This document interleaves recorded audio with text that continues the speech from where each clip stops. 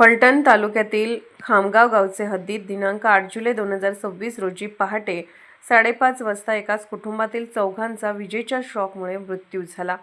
याबाबत अधिक माहिती अशी की सचिन सतीश शिंदे वय 26 राहणार खामगाव यांना त्यांच्या घराच्या वरून जाणाऱ्या वायरला सपोर्ट लावलेली बायडिंग वायर ही एमएससीबीच्या अंडर कोटिंग वायरला घासून एमएससीबीच्या वायरला कट पडून ती वायर ताण दिलेल्या लोखंडी तर त्यांच्या हातात होती व ते ओरडत असताना त्यांचे वडील सतीश उर्फ पिसुराड्या किशन शिंदे वय 45, गंगू सतीश शिंदे वय 40 वर्ष हे त्यास सोडवण्यास गेले। त्यावेळी त्यांना देखील लोखंडी तारेचा शॉक लागला म्हणून फिर्यादी शीतल सचिन शिंदे यांनी लोखंडी तार न पकडता हातात काठी घेऊन ताण दिलेली लोखंडी तार सोडवत होत्या। त्यावेळी आरती सतीश शिंदे वय 24 हिचे आई वडील भाऊ यानंतर दिलेल्या लोखंडी तारेचा शॉक लागल्याचे पाहून तेथे आले।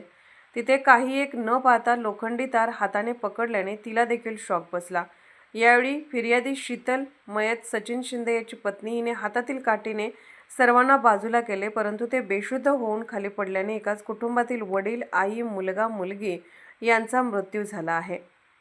त्याबाबत शीतल सचिन शिंदे यांनी दिलेल्या खबरीवरून फलटण ग्रामीण अकस्मात मयत नोंद करण्यात आली आहे। घटनास्थळी श्री निखिल पिंगळे पोलीस अधीक्षक सातारा व श्रीमती डॉक्टर वैशाली कडूकर अपर पोलीस अधीक्षक सातारा यांनी भेट दिली।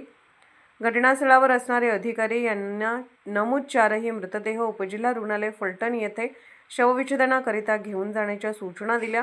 तसेच शवविच्छेदन झाल्यानंतर ते मृतदेह नातेवाईकांच्या ताब्यात देऊन त्यांचा रूढी परंपरेप्रमाणे अंत्यविधी करण्याच्या सूचना दिल्या। त्याचप्रमाणे पोलीस प्रशासनाने मयताच्या नातेवाईकांना तत्पर मदत करून त्यांचा अंत्यविधी करण्याकरिता मयताच्या नातेवाईकांना मदत करून अंत्यविधी करण्यात आला।